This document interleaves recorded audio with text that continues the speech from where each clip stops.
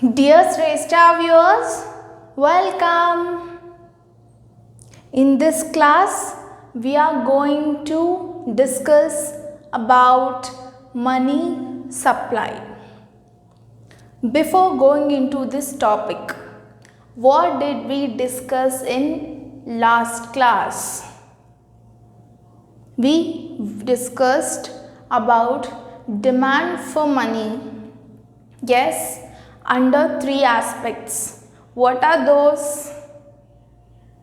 Yes, those are precautionary motive, transactionary motive, and speculative motive.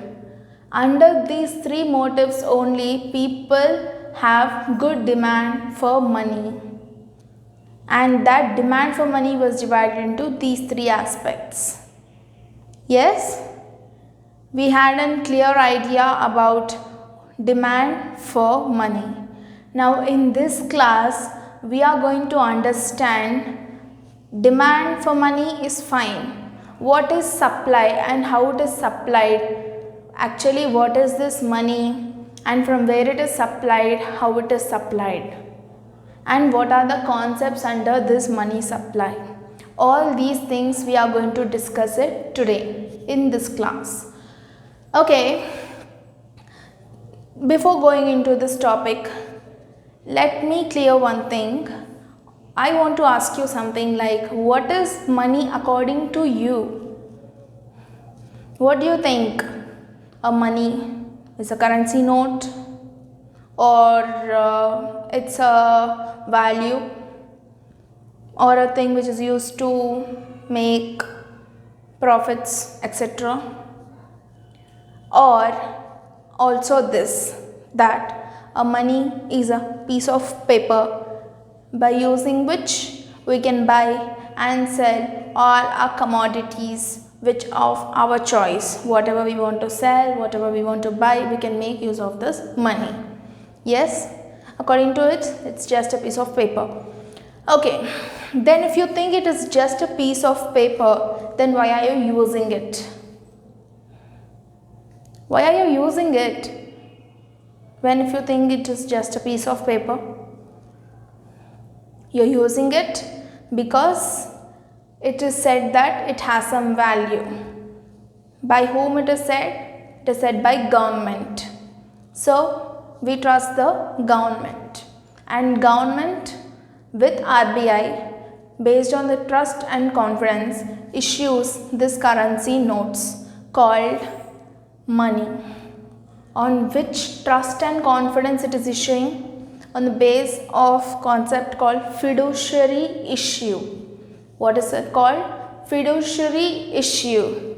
So whenever we trust the government, only then we can know the value of money, and also we can use it properly, because that government changes, the government fixes the value, and that is like the RBI creates this money, and the government with lot of formalities, lot of procedures gets it into existence by adding some value called 10 rupees, 20 rupees, 30 rupees, etc. And we will use it because we trust the government and its rules. Yes?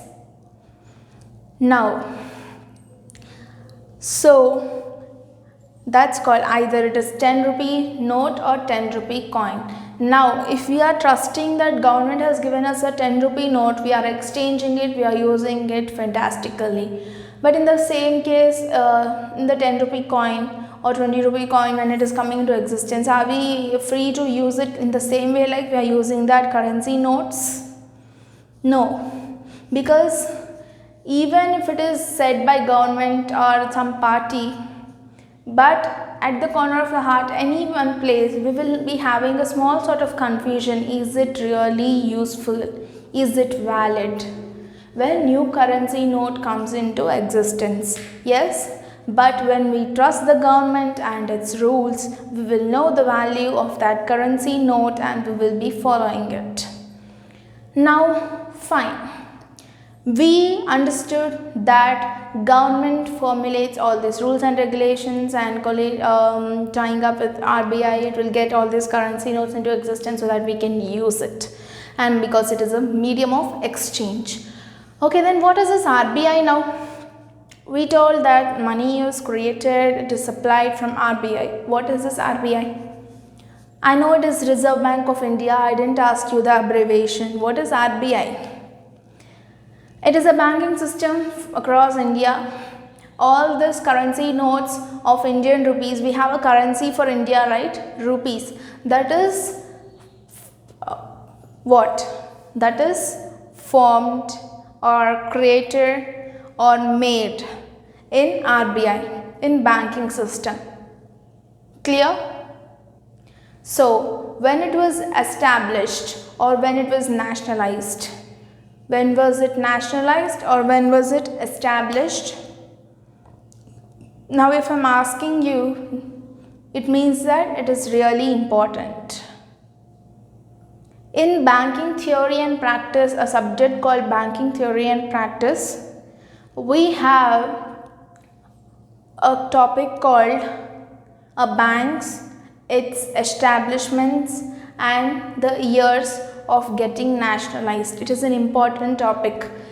In that subject, we need to know every bank, when was it established and when was it nationalized. Like State Bank of India, Andhra Bank, Canara Bank, what else? Come on, HDFC, JP Morgan Bank, Vijaya Bank, Kotak Mahindra Bank, etc. Many banks are there, right?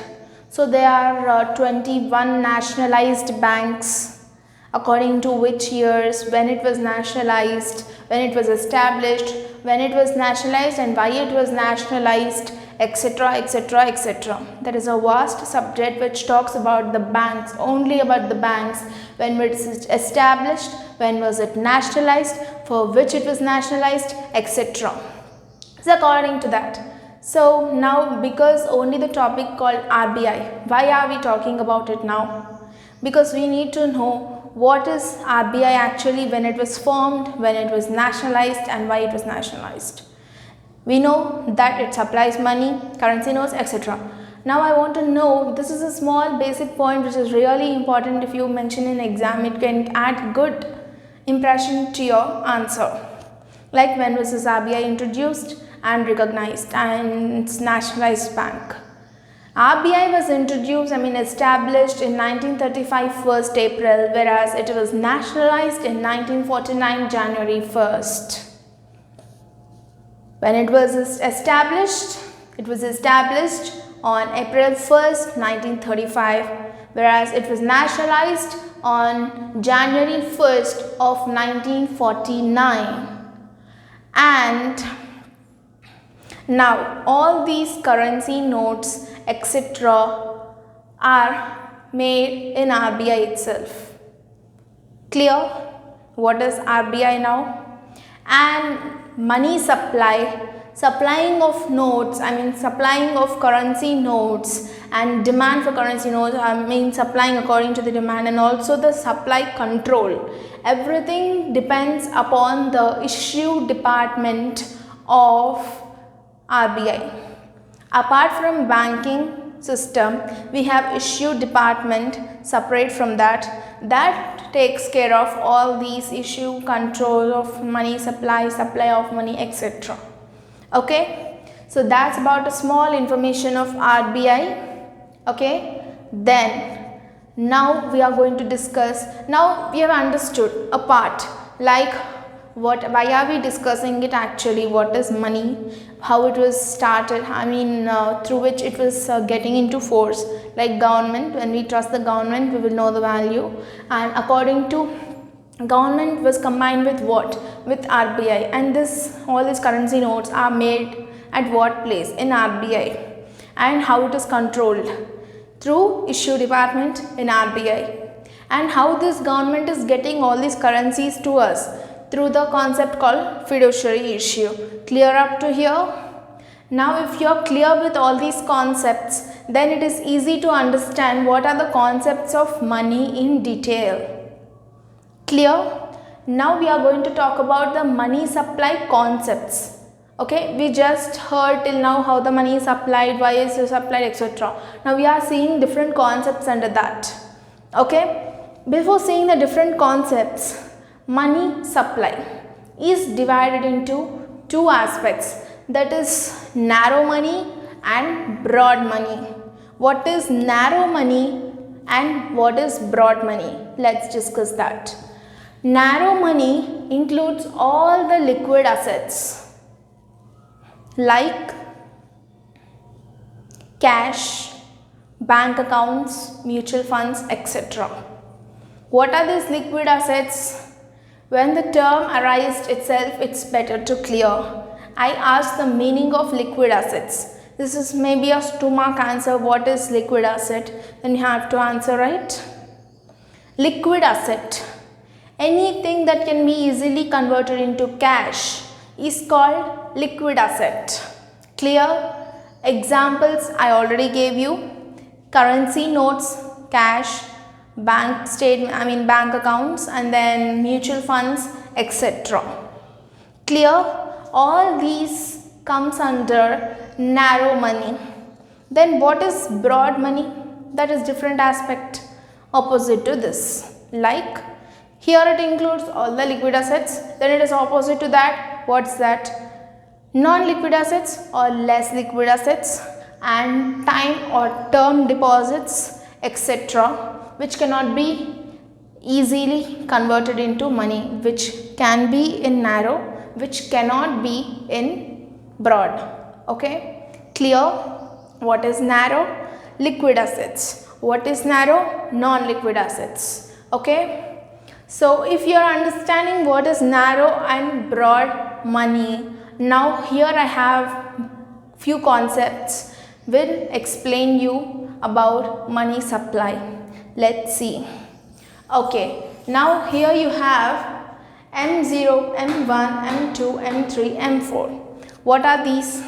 These are the different concepts of money supply. Okay, let's see first one. M0. It talks about reserve money. What is reserve money? You know, there are few deposits in banks and that cash will be circulated here and there again and again from this account to that account to this account, etc. That bankers deposits and other deposits, those are in accounts in central banks that will be circulated again and again. So that kind of money is called as reserve money. That is the concept 1 of money supply, that is M0, is called as reserve money.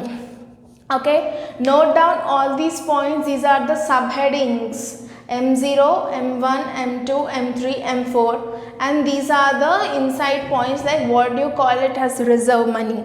What is reserve money? As I told you, the circulation of cash, like bankers deposits in central banks or other deposits in central banks, everything collectively it is called as reserve money. Then the second point, clear with reserve money? Now the second point is M1, that is narrow money. We have discussed it now itself, like currency notes, coins, etc. That can be easily converted into cash, like from bank accounts, small deposits, mutual funds, etc. That can be easily converted into cash, coins and notes, etc. That is in the hands of public like us, is called as narrow money. Clear? Now I need not explain it in more elaborately. It is clear, right? Now the second point is M2, that will be the addition of narrow money, like M1 plus post office saving deposits. It is also a narrow money that comes under the narrow money concept itself, but adds the post office saving deposits. You know, in villages they save the money in post offices also, DDs, RDs, etc. So that comes under this post office saving deposits added up with narrow money. Clear? That is M2. Here we have cleared three topics, three concepts, that is M0, M1 and M2. First one is reserve money, circulation in the bank in central bank. Second one is M1, that is narrow money, as I told you, currency notes, coins, etc., which can be easily converted into cash, that is held with ours like consumers, normal people. So that is called narrow money. And then M2 is addition to that, it is also narrow money, for which we are going to add another point. Till now we did not discuss about the post office deposits and all. So we are going to add even that. So post office saving deposits. What all are the saving deposits in post office? That also includes in this narrow money. Okay. So then after this M3. What is this M3? That includes M2 plus time deposits. So when it is saying time deposits or term deposits, it means that it is talking about a broad money concept. So this M3 talks about broad money, where it includes even this M2 and also M3, broad money, time deposits or term deposits. So it is talking about broad money, that is non-liquid assets. Okay, then M4. Last but not, in this list, it is the last one, M4, which includes M3 plus all the deposits of post office. Here it's just saying the saving deposits, and here also we have all the deposits. What all are the deposits that are there in the post office, all that is included, plus 3.